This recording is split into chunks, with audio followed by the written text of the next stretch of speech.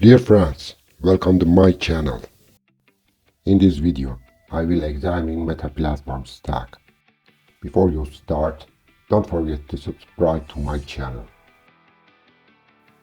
First, let's find the area where the stock broke its trend down. Now, let's take a closer look at this region. Don't forget, the price should return the trend break with the formation. Here the price has returned. This is a head and shoulders formation. Price must go up. Now, let's move the target up. Let's mark the target. If your target acts as support or resistance, would you like to use these rewards? Yes, one floor target. Or twist the target. Now, hold peak past it. Are you ready for the new reward? Yes, this is a ball formation. We have a new price target. Let's mark here.